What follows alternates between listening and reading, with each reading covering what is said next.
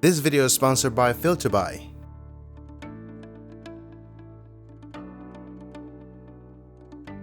When I think of a charging station, I'm thinking about the hub of the home, the kitchen. Although this concept can be utilized in many different locations throughout the home, I think the kitchen is an ideal place to set this up. I approached this project with pretty much no real plans, just an idea in mind. So I started by measuring the width of the drawer, then I took the measurement of the height. For this small add-on, I looked around the shop and I found some leftover birch. When I remember, I like to protect the plywood from chipping by using masking tape. And it does a really good job when you need to cut against the grain. Now that the width of the board is cut, I took it over to the table saw to create a miter edge. This was cut at 45 degrees. And after making the first pass, I set that off to the side and I ran the other piece of plywood through one more time. I also made sure that the waist had two miter profile going the opposite direction. I plan to use this waist piece as added support to the miter joint, and with no particular size, I cut a few pieces off on a miter saw.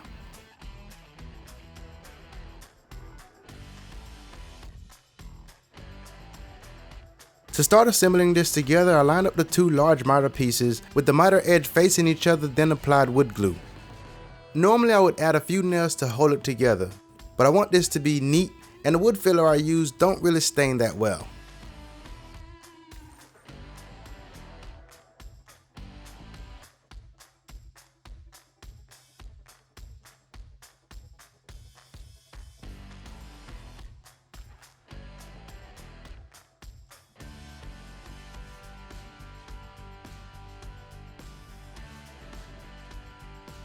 After letting the glue set up, I then removed the clamps and then I added these corner brace. You can probably get away without using them, but I can foresee pushing and tugging when plugging in power cords. I think this will help.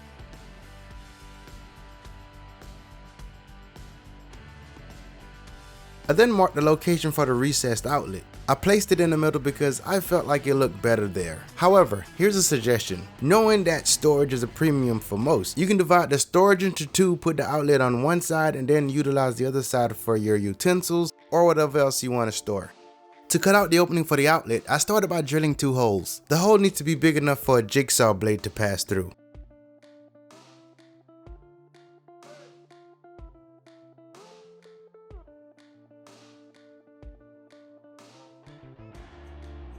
On the back side of the outlet box, I need to notch out a section for the power cable to pass.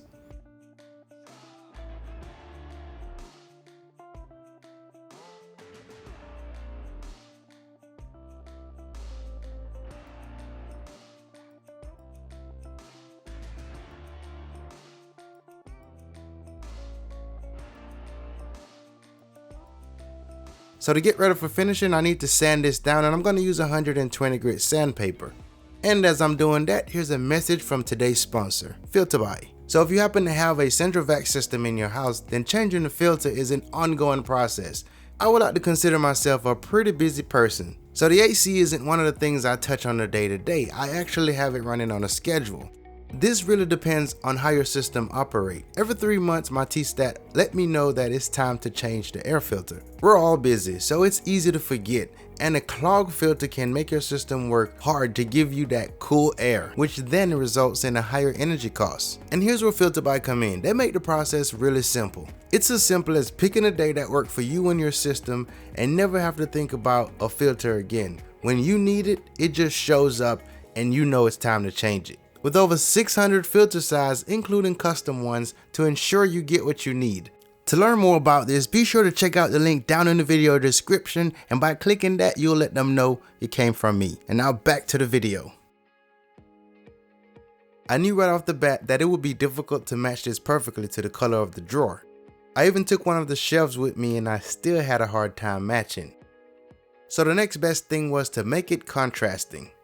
I used one of my favorite, light walnut Danish oil. Such a nice tone.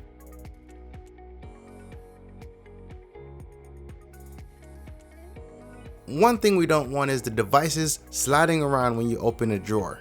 And as a way to prevent that, I'll add some drawer liner in it. It's pretty easy to cut. All you need is a sharp knife and a straight edge. I pre-drilled the holes for the outlet, then I installed the screws.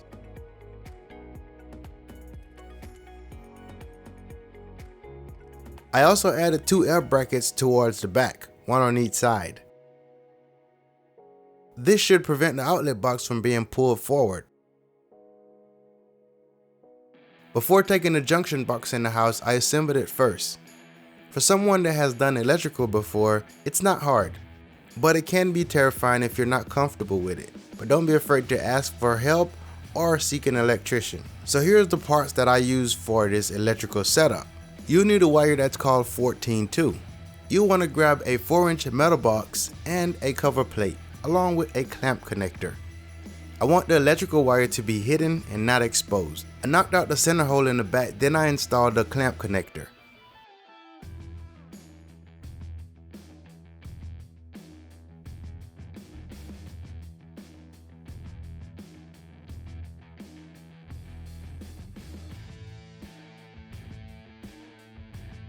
And now that the wire is passed through, having 6 to 8 inches of wire is good enough. Try placing your thumb at the hole where the wire passed through the J-box. Then grab the wire and stretch your thumb all the way out. Wherever the back of your hand stops, you can cut the wire there. Depending on the size of your hand, that should be pretty close.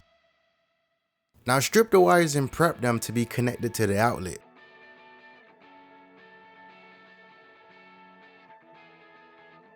If you're outside of the US, chances are you have a different setup. I have the white conductor, which is the neutral, that would get connected to the silver screw.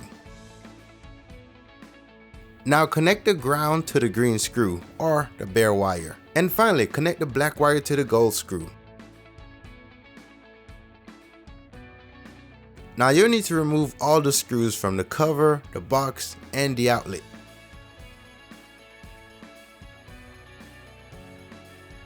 In order to make the outlet work with the cover, you need to snap off a few tabs. And you'll also need to cut these tips off with the screw holes in it. At this point, it's now ready to be installed.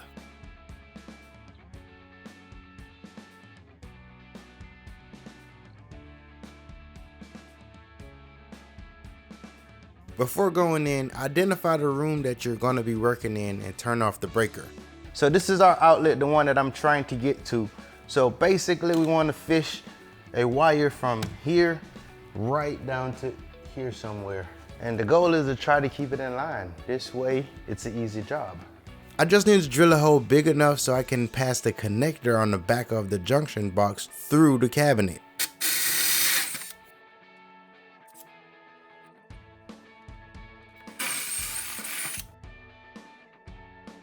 Since I'm planning to tap over this outlet, I'll go ahead and remove it.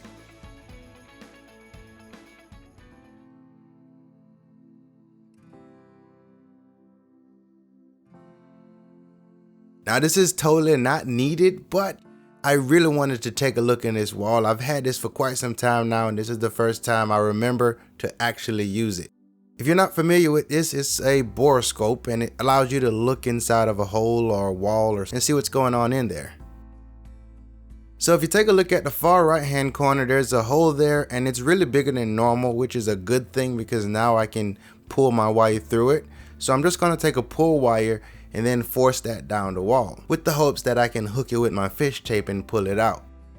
So now the plan is to feed it down that hole, and hopefully I can see this down below or reach for it. And luckily the wire just went straight down right in front of the hole. And now that I have this pull wire, I can tape it to the electrical wire attached to the junction box and pull that up to the junction box above. I installed the electrical box to the back wall of the cabinet, which is a bit flimsy because they use 1/4-inch sheet of plywood. And now we need to tie in the new outlet to the old outlet. The outlet down below is pretty much just an extension of this, so you want to go ahead and tie in all of the conductors. If you don't have a splice in the junction box, create one like I'm doing here. After you connect your ground wire, then you connect all your white wire, which is your neutral, and then followed by your black wire, which is your hot.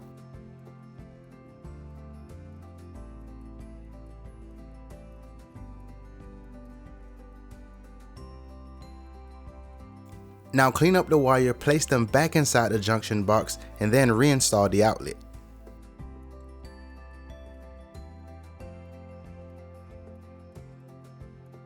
Now if you're installing your outlets on your own, I would recommend you get like a testing tool for your outlet. Just don't use your belongings as a testing device. These testers are designed to let you know if you wired the circuit correctly. The one I have a circuit tester on it, which allowed me to pop a GFCI circuit, and I know that it's wired correctly. This was designed so that it's not a permanent part of the drawer. For something like a charging station, you may want to do away with this at some point. So this allows you to enjoy the now and not regret this decision down the road. I attached this with corner brackets because I want to make it accessible for most. Now a cleaner way to do this without using the bracket is to have the top of the plywood go over the back of the drawer and then route that in so that it sits on the back of the drawer.